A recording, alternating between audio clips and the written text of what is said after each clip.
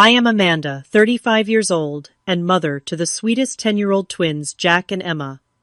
After my divorce 2 years ago, we moved in with my parents, which seemed like a blessing at first. Working 12-hour shifts as a pediatric nurse meant I needed help, and they offered. My relationship with them had always been complicated, but I tried to make it work. Then my brother Stephen and his wife Melissa had their baby boy, and suddenly my kids became invisible. I never imagined my own parents would betray us so completely. If you are enjoying this story, drop a comment about where you are watching from, and hit that subscribe button to join our storytelling family for more real-life drama. When my husband David and I split up after 12 years of marriage, I was devastated. Not just emotionally, but financially. We had built our life around his income as a software engineer, while I worked part-time as a nurse to accommodate raising our twins. The divorce left me with shared custody, minimal alimony, and the sudden need to work full-time to support myself and my children. My parents, Martha and Richard, offered their home as a temporary solution. "Just until you get back on your feet," my father had said, with a pat on my shoulder. I was grateful, despite our complicated history.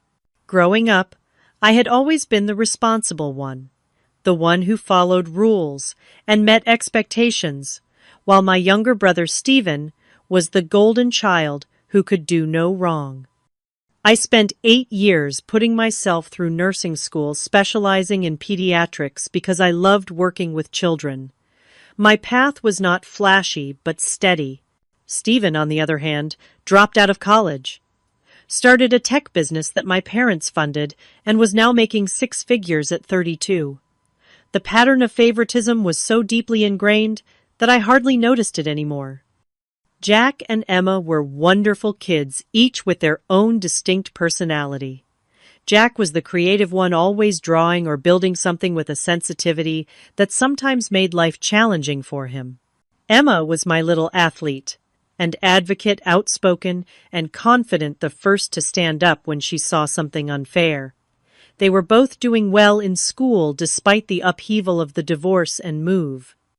Our initial arrangement with my parents seemed positive. They converted their home office into a bedroom for the twins, and I took the guest room. I contributed to groceries, did most of the cooking, and made sure the kids were respectful of their grandparents' space and routines. I worked 12-hour shifts at the children's hospital, sometimes overnight, which meant my parents helped with school drop-offs and pickups when needed. The plan was to save enough for a security deposit and first month's rent on our own place within a year. I was careful with money, taking extra shifts when possible and putting aside as much as I could. The housing market in our area was expensive, but I was determined to give my children stability again. Then Stephen and Melissa had their baby little Ethan, and everything changed. My parents had always favored Stephen, but their reaction to his baby was something else entirely. They transformed the formal dining room into a nursery, despite the fact that Stephen and Melissa had their own 4-bedroom house across town. They bought expensive baby equipment that would only be used during visits. My mother started canceling plans to help with my kids if Stephen needed anything at all. "Your brother needs more support right now," she would say. "He is new to parenting." The irony that I had been a single parent for 2 years somehow escaped her. At first, I tried to be understanding. New babies are exciting, and this was their first grandson. Jack and Emma had been their only grandchildren for 10 years, so perhaps they were just enjoying the novelty. I encouraged my kids to be patient and kind, explaining that little Ethan needed extra attention because he was so small. The favoritism was subtle at first. Christmas gifts that were noticeably more expensive for Ethan than for my children. Comments about how Ethan looked just like Stephen did as a baby, while Jack and Emma had always been said to resemble their father more than me. Small things, but they accumulated. I tried to compensate by creating special time just for us. We would go to the park on my days off, or have movie nights in my bedroom. I started a savings chart on my bathroom wall where the kids could see our progress toward getting our own place. Just a few more months, I would promise them. We will have our own home by Christmas. But as spring turned to summer, the tension in the house grew. My parents became increasingly critical of my parenting decisions, from what I fed the twins to their bedtimes, to how much screen time they were allowed. Meanwhile, Stephen and Melissa could do no wrong with Ethan, even when they would show up hours late for family dinner or cancel plans at the last minute. I was walking a tightrope trying to shield my children from the reality that their grandparents were treating them differently, while also trying to maintain a peaceful household. I needed my parents' help after all. I could not afford childcare on top of saving for our move. By the end of summer, my savings account was growing steadily. I had calculated that by November, I would have enough for a modest two-bedroom apartment. Just 3 more months of patience, I told myself. 3 more months of biting my tongue and reminding my children that we were guests in their grandparents' home. 3 more months of watching my parents dote on Ethan while barely acknowledging Jack and Emma's achievements. I had no idea how much worse things would get before those 3 months were up.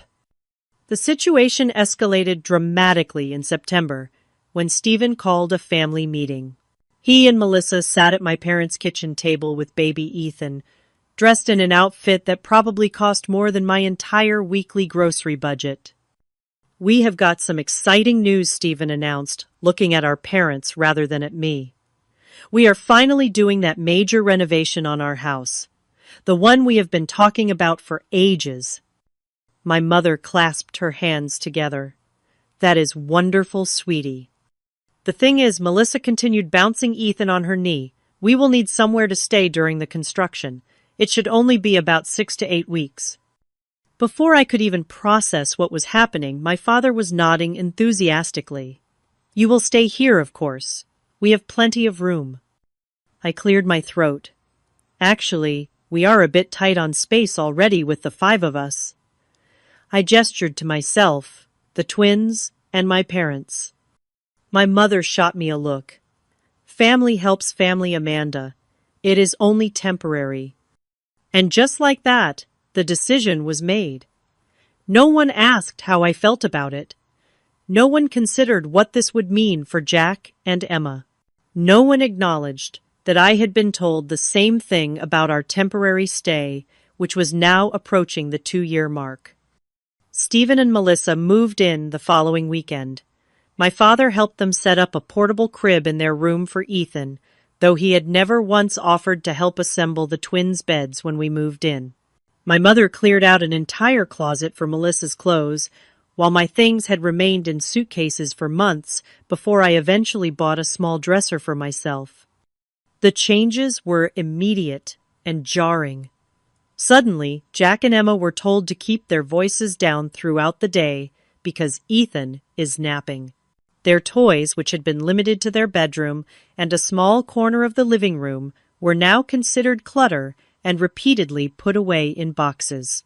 The television, which they had been allowed to watch for an hour after school, was now perpetually tuned to the shows Melissa wanted to watch.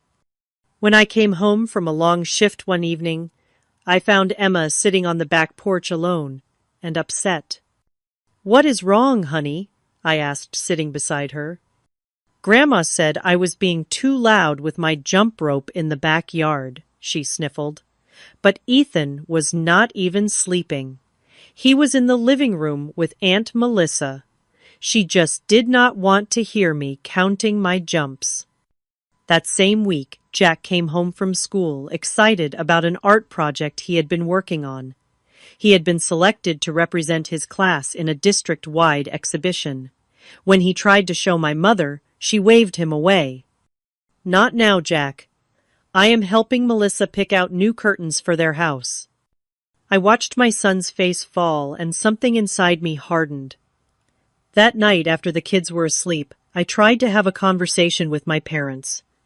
"I understand that Stephen and his family need help right now. I began carefully, but I am concerned about how Jack and Emma are being treated. They feel like they are not important anymore. My father frowned. They are being oversensitive. Kids need to learn that babies require more attention. Ethan is not even here most of the day, I pointed out. Stephen takes him to daycare before he goes to work, and Melissa picks him up on her way home. Jack and Emma are not asking for attention during those hours. My mother sighed dramatically. You always were jealous of your brother Amanda. I thought you would have outgrown that by now. I was stunned into silence. Was that really how they saw me? As a jealous sibling, rather than a concerned mother? The situations continued to worsen. Melissa began rearranging items in the kitchen without asking, complaining about the healthy snacks I bought for the twins, and leaving her laundry in the machine for days. Stephen acted as if he owned the house, inviting friends over for watch parties without checking if anyone else had plans to use the living room. One evening, I overheard Stephen and my father discussing financial matters. We might need to extend the renovation timeline, Stephen was saying. The contractor found some issues with the foundation. Stay as long as you need, my father replied. This is your home too. I thought about how I had never been told that despite contributing to household expenses and doing most of the cooking and cleaning, instead I was regularly reminded that their help was temporary and conditional. The breaking point came during a Sunday dinner in early October. My mother had prepared all of Stephen's favorite foods, none of which my children particularly enjoyed. When Jack politely asked if there was anything else he could eat, my mother told him he was being ungrateful. When I was growing up, we ate what was put in front of us, she said sternly. Later in the meal, Ethan threw his entire plate on the floor, and everyone laughed indulgently. He is just exploring his world, Melissa explained, making no move to clean up the mess. The double standard was so blatant that even my usually diplomatic son noticed. How come Ethan can throw food, but I cannot ask for a sandwich, he whispered to me. I had no good answer for him.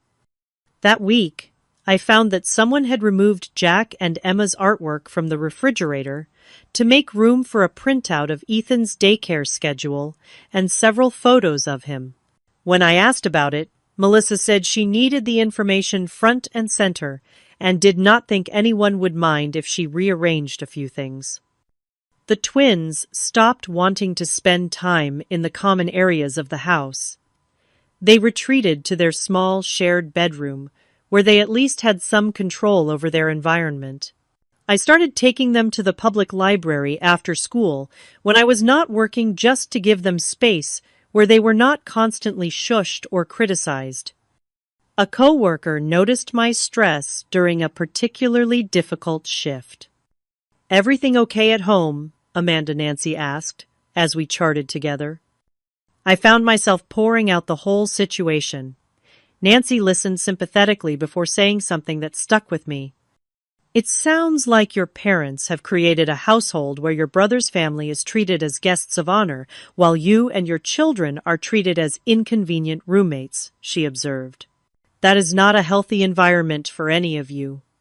She was right, and hearing it said aloud made me realize how normalized the dysfunctional dynamic had become. That evening, instead of going straight home after my shift, I drove around the neighborhood and called a realtor friend of mine. I need to get my kids out of this situation, I told her, sooner rather than later. By mid-October, the situation at home had deteriorated beyond what I thought possible. Stephen and Melissa had fully taken over the house with my parents' enthusiastic support. Their renovation, originally scheduled for 6 to 8 weeks, had now been extended indefinitely due to complications that Stephen was vague about whenever I asked. I came home one day to find that my parents had purchased a special high chair for Ethan, one that cost nearly $400, according to the box I found in the recycling. This, while they had complained about the cost of Jack's asthma medication the previous week, which my insurance only partially covered, We want Ethan to be comfortable when he eats here, my mother explained when I questioned the expense. Jack needs to breathe, I responded, unable to keep the edge from my voice. My mother looked at me as if I was being unreasonable. Your father and I are on a fixed income, Amanda. We cannot be expected to cover everything for your children.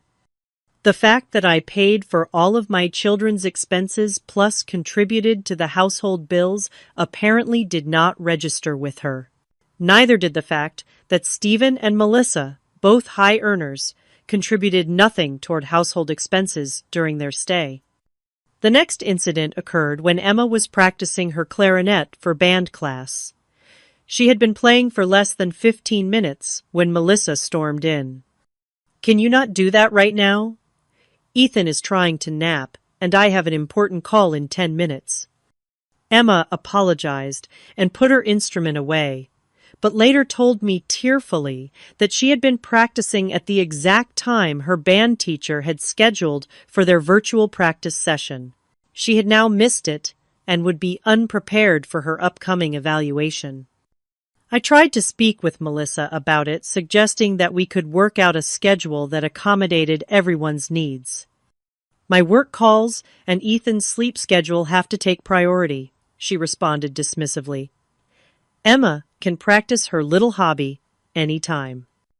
I bit my tongue to avoid saying something I would regret.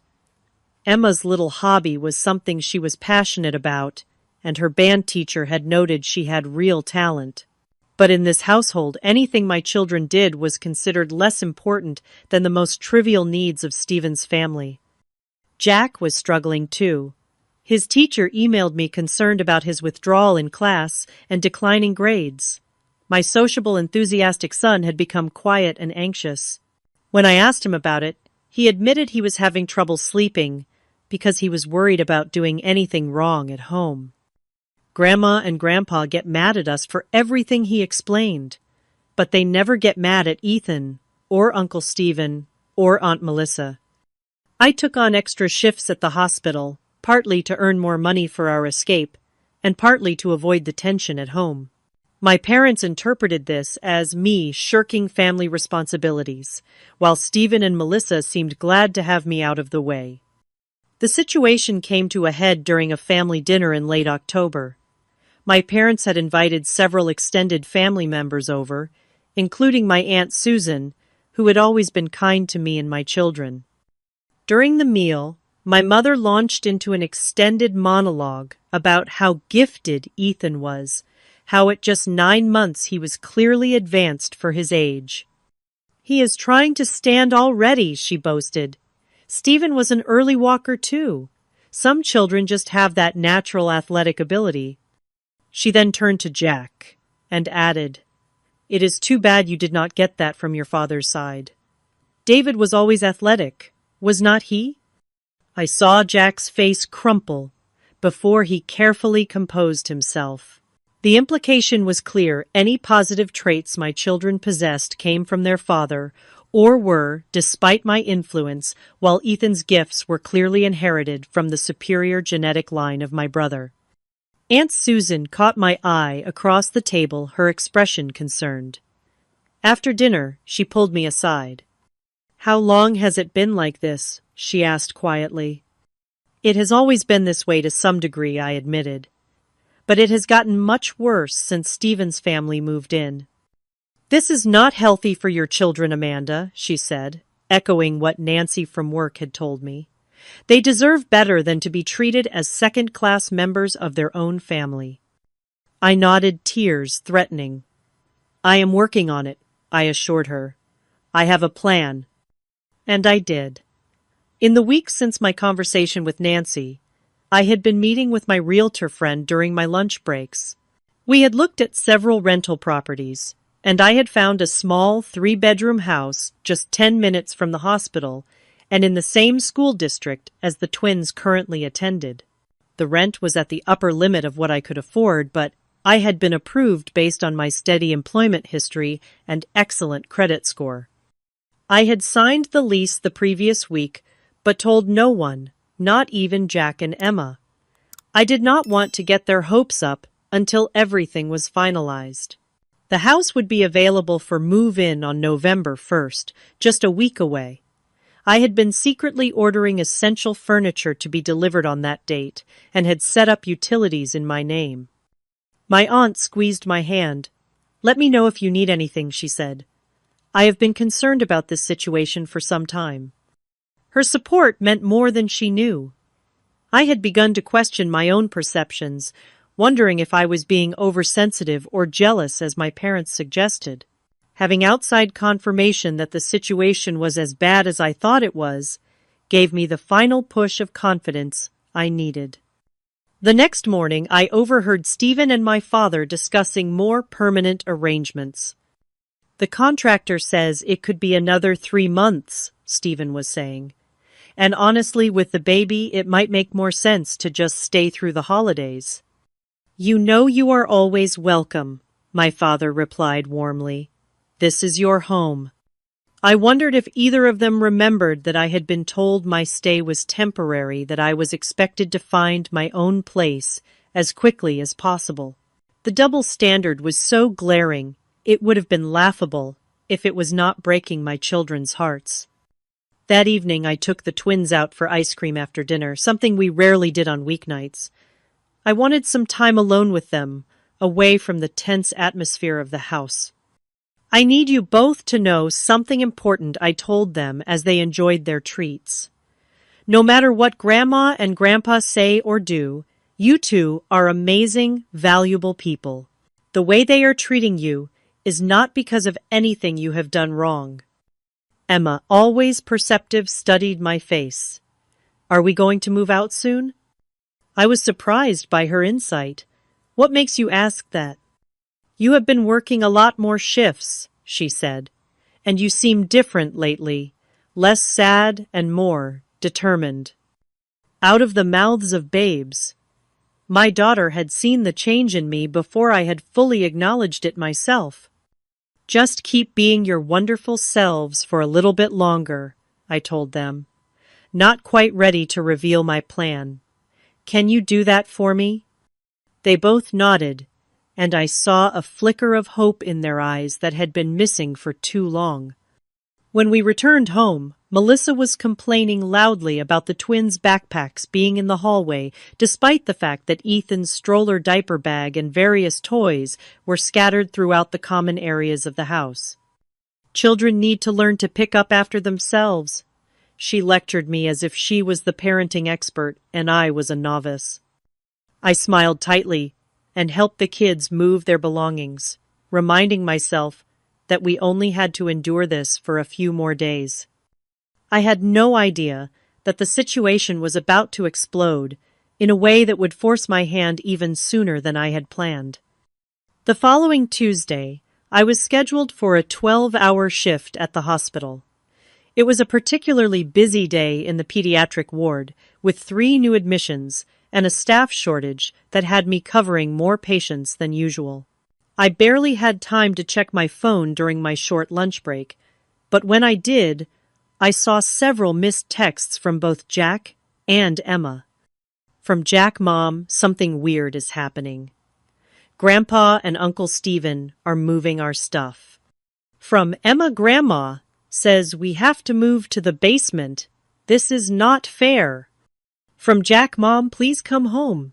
They took all our things downstairs." From Emma, "I hate it here. The basement is cold and gross and there are spiders." My heart pounded as I quickly called home. No answer. I tried both children's phones. No answer. Finally, I texted Emma, "I will be home as soon as I can. Stay calm. I love you both." I spoke with my supervisor explaining the family emergency. She was understanding and arranged coverage for my remaining 4 hours. Even so, it took me another hour to hand off my patients and complete critical documentation before I could leave. The drive home was the longest 20 minutes of my life. My mind raced with possibilities, none of them good. Had my parents really moved my children to the basement? The unfinished, poorly insulated basement that had occasional water seepage when it rained heavily. When I pulled into the driveway, I took a deep breath, trying to calm myself before going inside. I needed to assess the situation clearly before reacting. The scene that greeted me inside the house confirmed my worst fears. Jack and Emma sat huddled together on the living room couch, both with red-rimmed eyes.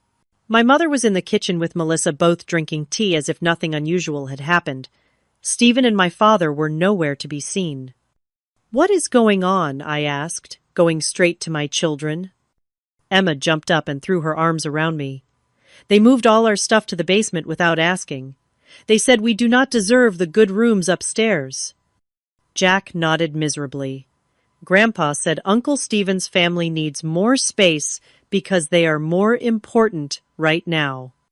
I hugged them both tightly, my anger building, but keeping my voice calm for their sake. "Let me talk to Grandma and see what is happening." In the kitchen, my mother barely looked up when I entered.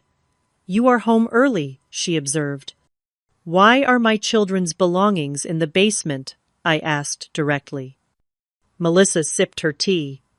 "We needed to make some adjustments to the living arrangements. Stephen and I need a nursery for Ethan plus space for my home office now that my company has gone remote." "So you decided to move Jack and Emma to the unfinished basement without discussing it with me first." My voice was deadly quiet. My mother finally met my eyes. It was the logical solution. The children are older and can adapt more easily than a baby.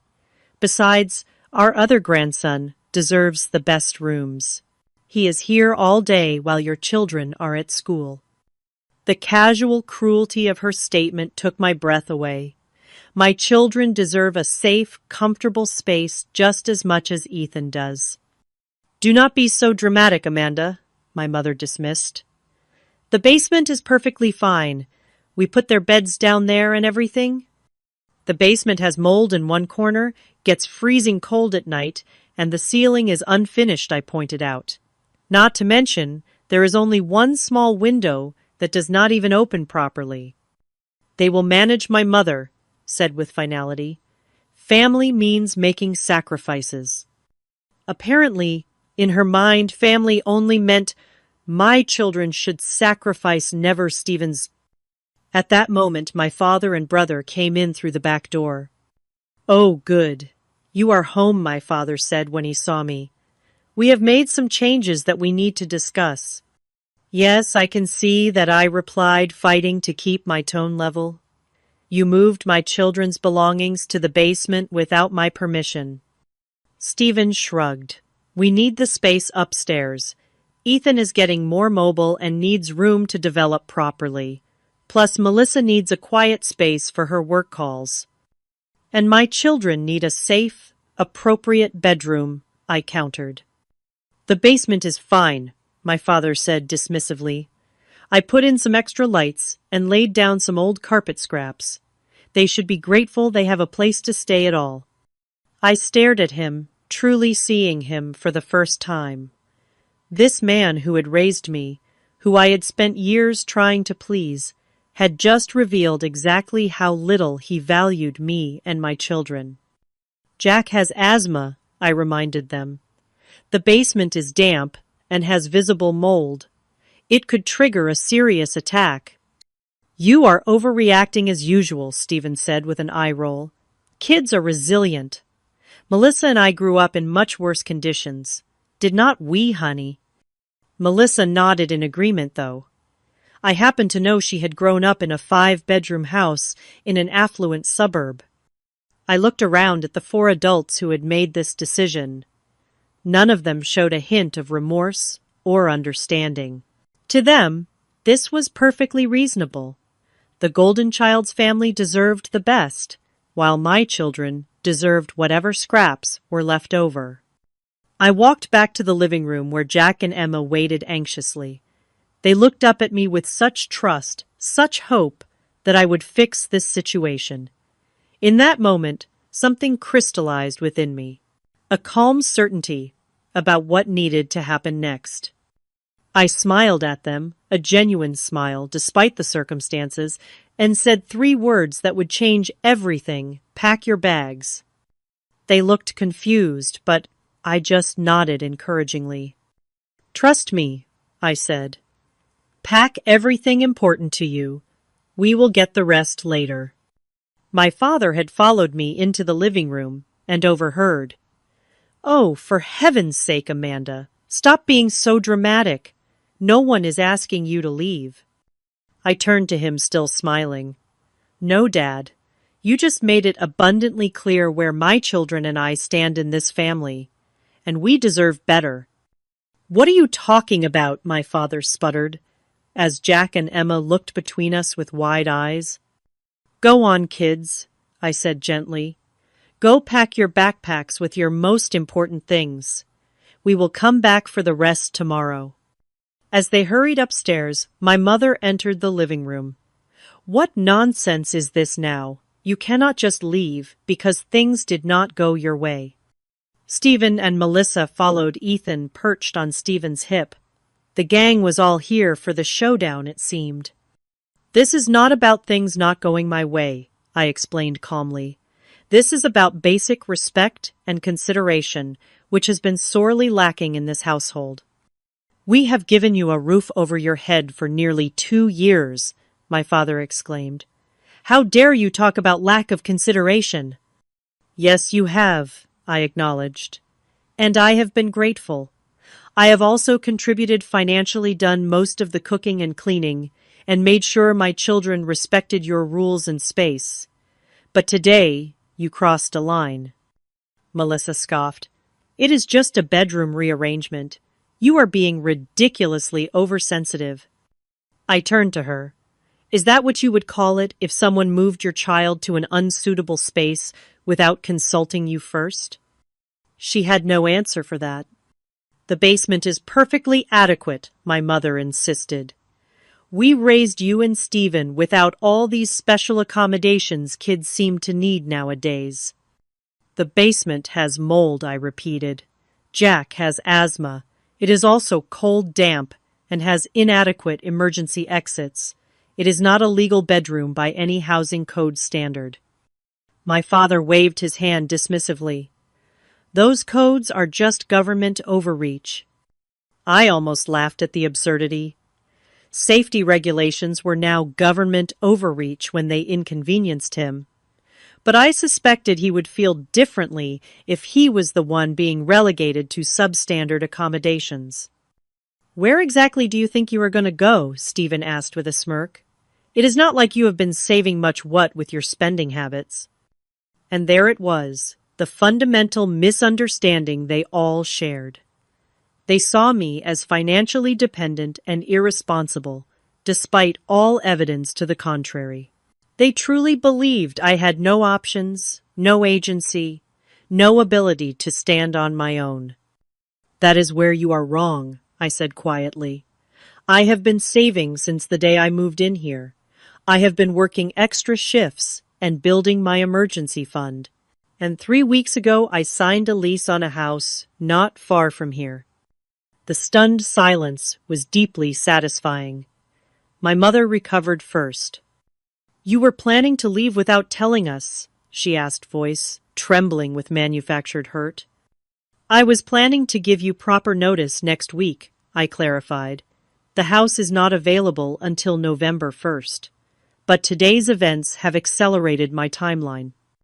You cannot be serious, Stephen said. Where are you going to stay until then? That is no longer any of your concern, I replied. In truth, I had already spoken with Nancy from work, who had offered her guest room for a few days if needed. My father's face had turned an alarming shade of red. After everything we have done for you, this is how you repay us. By sneaking around behind our backs and then storming out over a minor disagreement. Minor disagreement, I repeated incredulously. You moved my children's belongings to an unsafe space without my knowledge or consent. You told them to their faces that they do not deserve the same comfort and consideration as their cousin. That is not minor, Dad. That is a fundamental statement about how you value them and me. Emma and Jack came back downstairs, each with a backpack and a small bag. Emma was clutching her clarinet case, and Jack had his favorite drawing supplies and the stuffed dragon he had slept with since he was 3. "We are ready, Mom," Emma said, her voice stronger than I had heard it in weeks. "This is ridiculous," my mother declared. "You cannot seriously be leaving right now." "We are," I confirmed. "We will come back tomorrow to get the rest of our things when everyone has had a chance to calm down." "If you walk out that door, do not expect to be welcomed back with open arms," my father threatened. I looked at him sadly. "I stopped expecting that a long time ago, Dad." Stephen stepped forward, suddenly realizing this was actually happening. "Come on, sis, let us talk about this rationally. There is no need to make a scene in front of the kids. My children have already been shown exactly where they stand in this family's hierarchy," I responded. "There is nothing more to discuss tonight."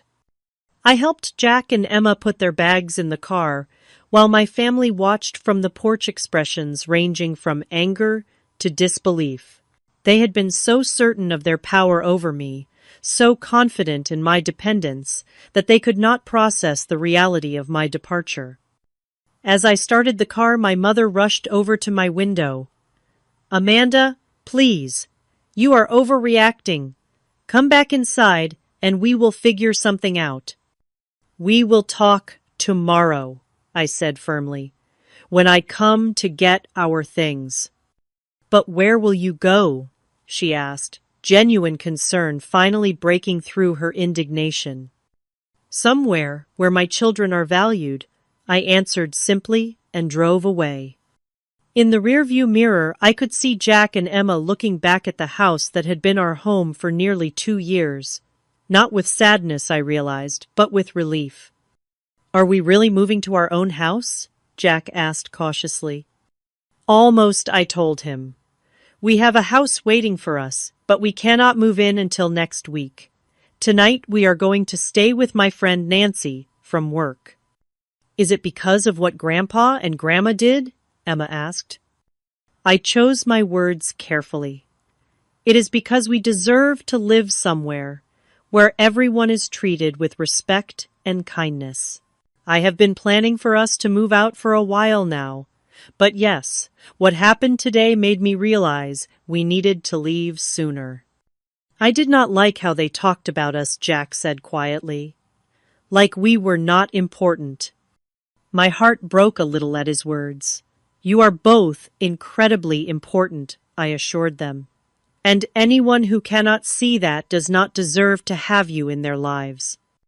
When we arrived at Nancy's house, she welcomed us warmly, having already prepared her guest room with an air mattress for the kids, alongside the queen bed I would use. She had even bought ice cream and rented a movie for us to watch together. As the twins settled in picking at their ice cream with subdued enthusiasm, Nancy pulled me aside. "I am proud of you," she said simply. "It takes courage to set boundaries with family." "I just wish I had done it sooner," I admitted, "before they hurt my kids like this." "You are doing it now," she pointed out, "and that is what matters." That night, as Jack and Emma slept beside me in the unfamiliar room, I felt a strange mixture of emotions: sadness for what should have been anger, at how we had been treated, anxiety about the future, but underneath it all, a powerful sense of peace. For the first time in years, I had stood up for myself and my children without wavering or second-guessing. Tomorrow would bring new challenges: retrieving our belongings, weathering the inevitable emotional manipulation, finalizing arrangements for our new home. But tonight, watching my children sleep peacefully, I knew with absolute certainty that I had made the right decision. We were finally breaking free. The next morning, I called in to use a personal day at work. Nancy offered to let the twins stay with her while I went back to my parents' house to gather our belongings, but I declined. "They need to see this through," I explained. "It is important for them to know we are doing this together." We arrived at my parents' house at 10 in the morning, when I knew everyone would be home. My father answered the door with a scowl that softened slightly when he saw the twins. "Come to apologize for your tantrum?" he asked me. "No," I replied evenly. "We have come to get our things." His face hardened again. "Your mother has been upset all night because of your dramatic exit." "I am sorry she is upset," I said, and I meant it. Despite everything, I did not want to hurt my parents. I just needed to protect my children. But we are still moving out. He stepped aside reluctantly to let us in.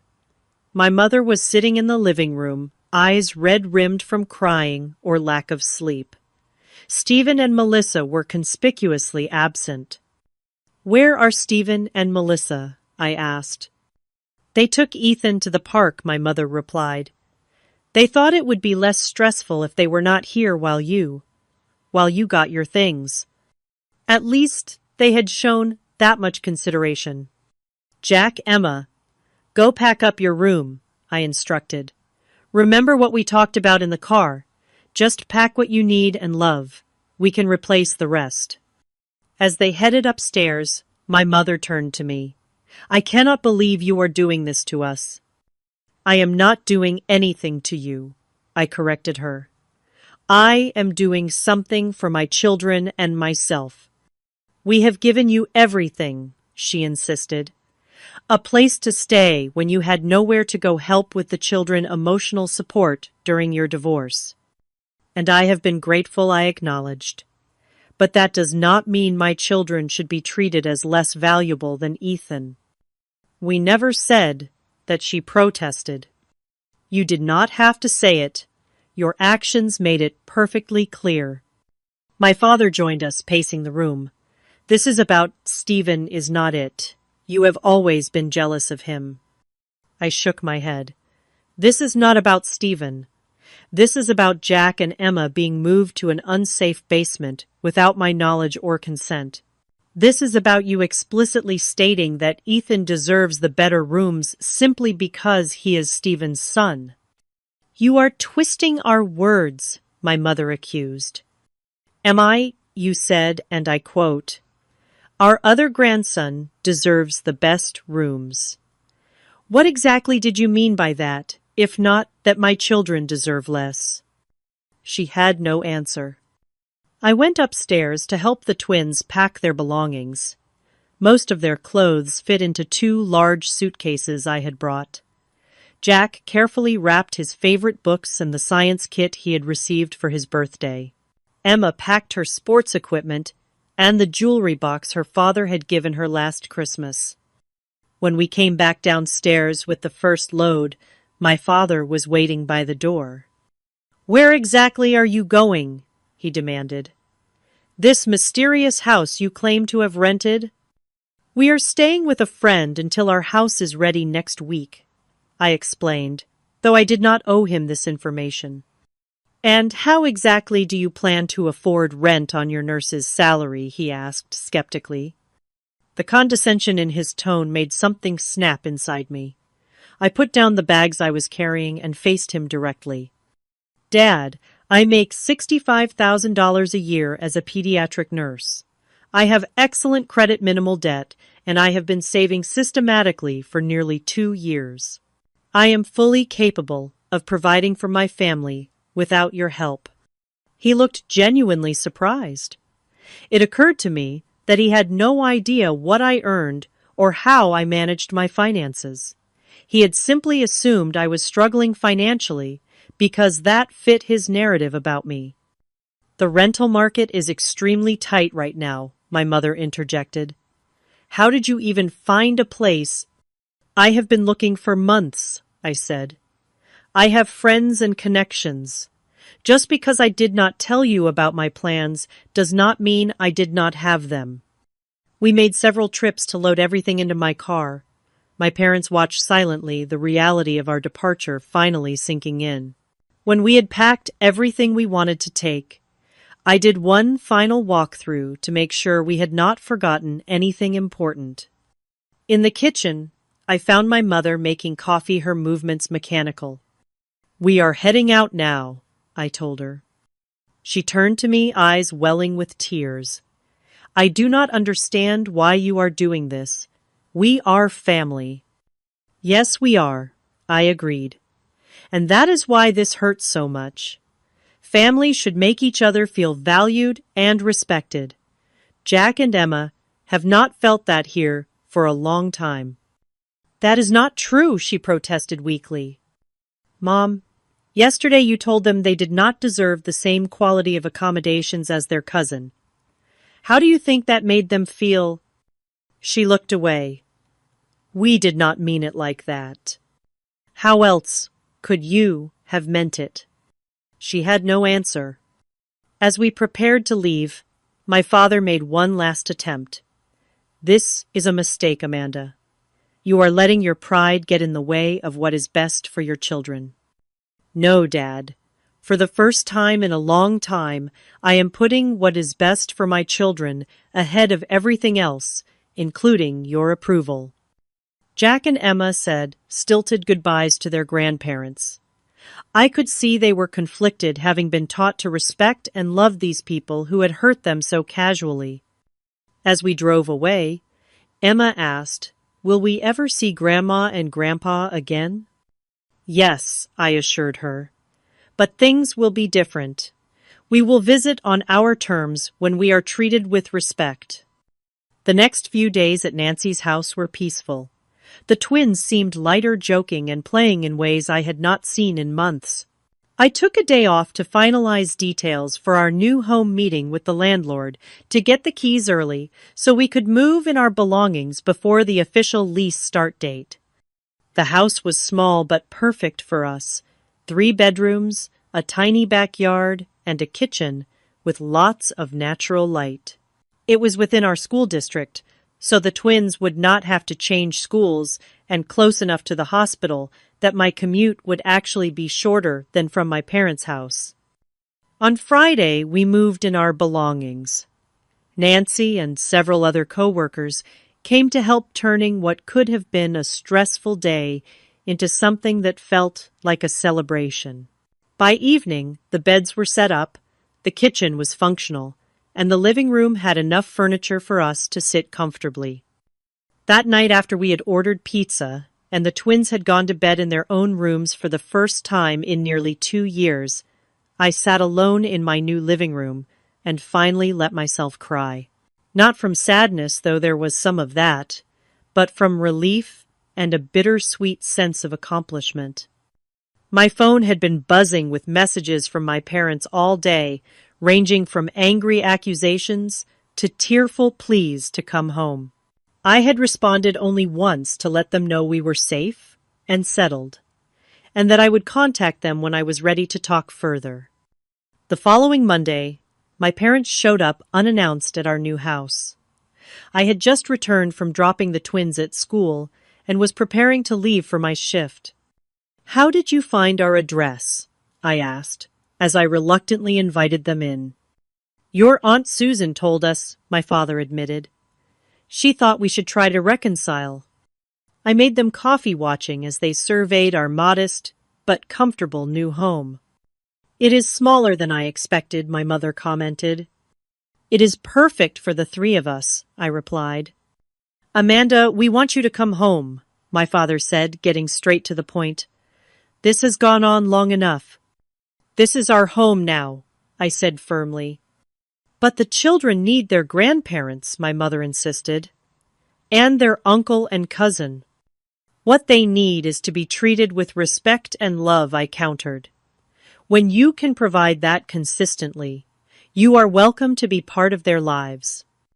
"We have always loved them," my mother protested. "Love is not just a feeling, Mom. It is how you treat people. It is the choices you make that show what you truly value." They stayed for nearly an hour, cycling through guilt trips, appeals to family unity, and finally grudging acknowledgement that perhaps they had been insensitive. "We did not realize how it looked from your perspective," my father conceded. "We just thought we were helping Stephen and Melissa through a difficult time."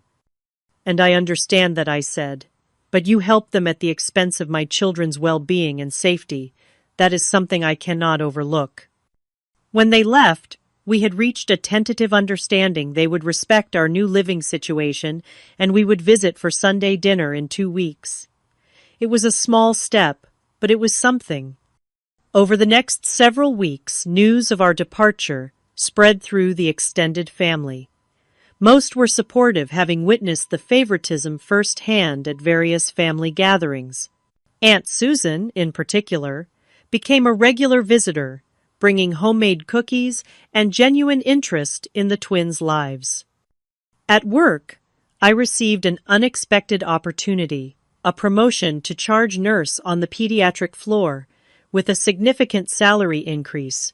The hours would be more regular, with fewer overnight shifts, giving me more time with Jack and Emma. Meanwhile, I heard through the family grapevine that Stephen and Melissa were having difficulties.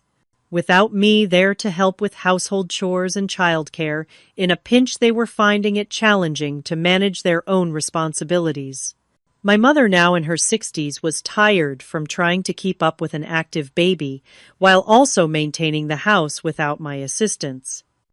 When we did attend that Sunday dinner 2 weeks later, the atmosphere was strained but civil. Stephen and Melissa were notably less smug, perhaps finally realizing that my presence had actually made their lives easier in ways they had taken for granted. Most importantly, Jack and Emma were happier than I had seen them in years.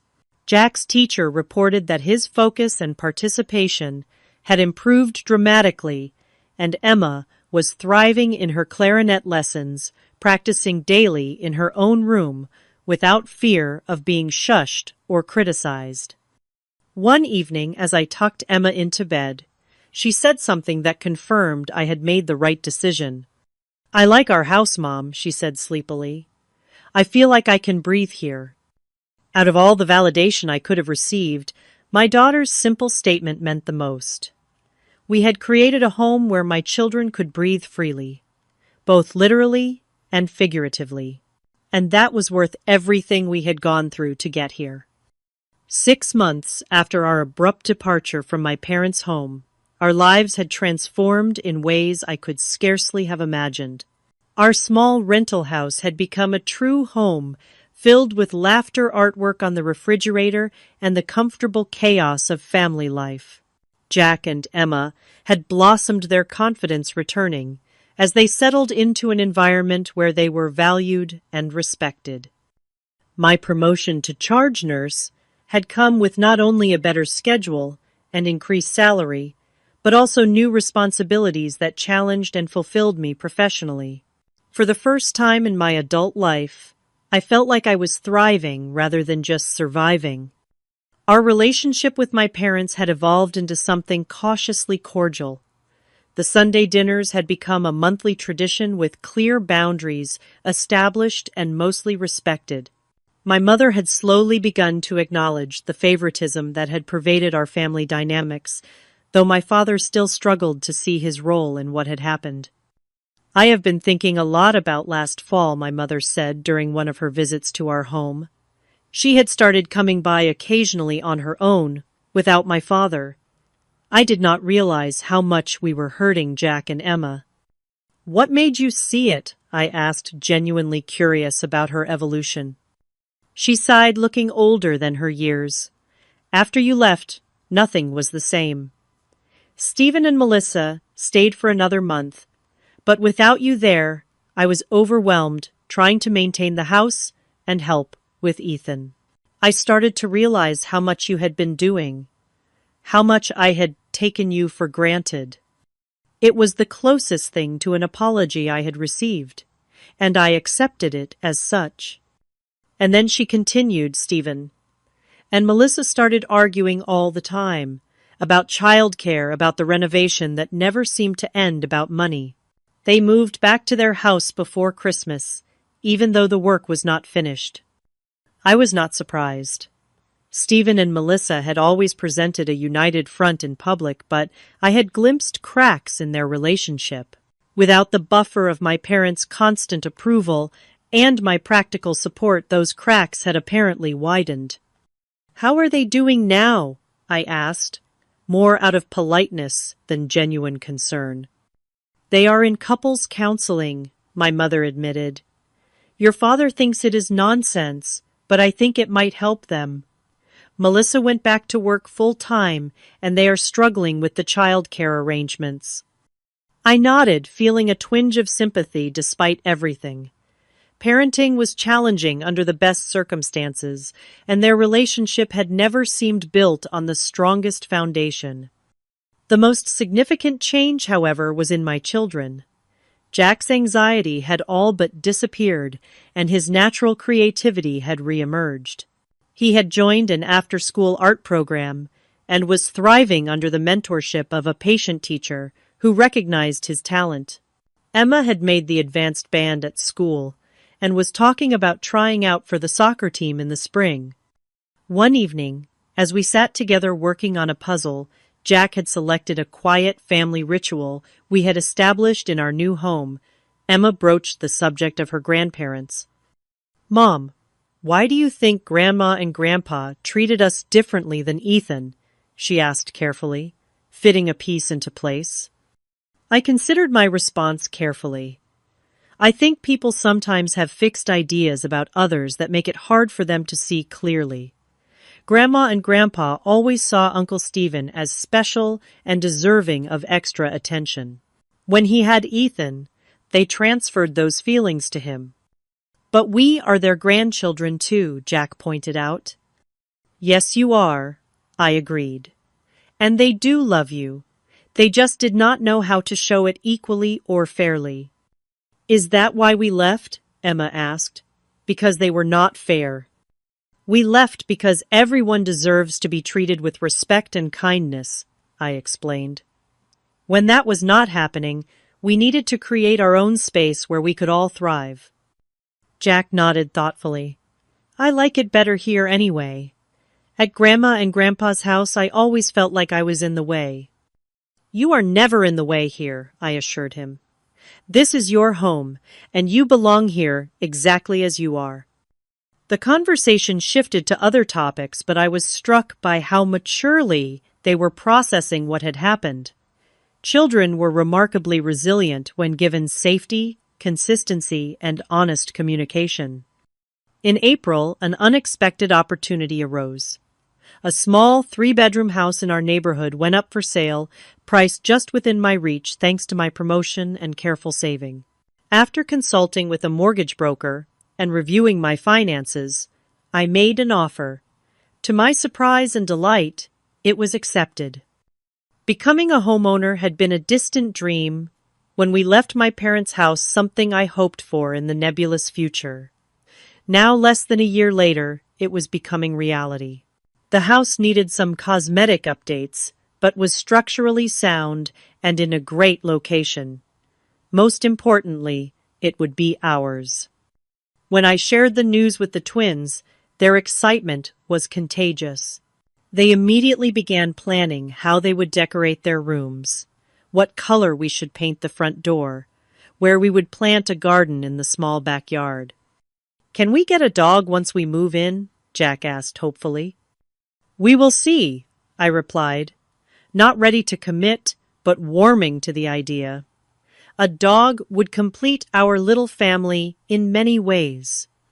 The process of buying the house brought my father back into our lives in an unexpected way. Despite our still strained relationship, he had experience with home buying and offered to look over the inspection report with me. "The roof has at least 5 years left," he said, as we sat at my kitchen table reviewing the documents.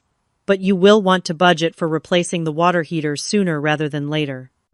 His practical advice was helpful, and I appreciated that he was making an effort to support me without controlling or criticizing my decisions. It was a small but significant shift in our dynamic. "I am proud of you, Amanda," he said unexpectedly, as he was leaving. "Buying a house on your own is no small accomplishment." The words I had longed to hear for most of my life caught me off guard. "Thank you, Dad," I managed to reply. "I know I have not always been Fair, he continued haltingly. Your mother and I have been talking a lot about how we handled things. I cannot change the past, but I would like to do better going forward. It was not a full apology, but coming from my proud, stubborn father, it was monumental. I would like that too, I told him, honestly. The day we closed on the house, Jack and Emma were in school. I signed the papers alone, but took a photo of the keys to show them when they got home. As I stood in the empty living room of our new house, my house, I felt a surge of emotion so powerful it brought tears to my eyes. 2 years ago, I had been a newly divorced mother, uncertain about my future and dependent on my parents' conditional support. Now, I was a homeowner advancing in my career and, most importantly, providing my children with the stable, loving home they deserved. The journey had been painful at times, forcing me to confront hard truths about my family and myself. I had to learn that setting boundaries was not selfish but necessary, that standing up for my children meant sometimes walking away from toxic situations, and that my worth was not determined by others' perceptions. We moved into our new home on a sunny Saturday in May, with help from friends, colleagues, and yes, even my parents. The atmosphere was celebratory as we arranged furniture, unpacked boxes, and ordered pizza for everyone who had helped. By evening, when only my parents remained, we sat together on my new back porch, watching Jack and Emma explore the yard. This is a good home, my mother said quietly. You have done well, Amanda. Thank you, I replied, accepting the compliment without qualification or doubt. As the sun set on our first day in our new home, I reflected on the journey that had brought us here. The pain of that October day, when my children had been deemed less worthy than their cousin, had transformed into the catalyst for positive change. Sometimes the greatest betrayals lead to the most necessary departures. What had seemed like an ending, the day we packed our bags and left my parents' house, had actually been a beginning of self-respect, of true independence, of showing my children what it meant to stand up for yourself and for those you love. Family, I had learned, was not just about blood or obligation. It was about mutual respect, consistent kindness, and the choice to value each person for who they truly were. My children and I had created our own family unit, strong and supportive, and we had opened our circle to include those who treated us with the dignity we deserved. As I tucked the twins into bed that night in their very own rooms, in our very own house, I felt a deep sense of peace. We had come through the storm and found ourselves on solid ground at last. Have you ever had to make a difficult decision to protect your family's well-being? I would love to hear your stories in the comments below. If this resonated with you, please give this video a thumbs up and subscribe to hear more real-life stories of overcoming family challenges. Remember, sometimes the bravest thing you can do is pack your bags and create the life you and your children deserve. Thank you for listening, and may you always find the courage to stand up for what is right, especially when it is difficult.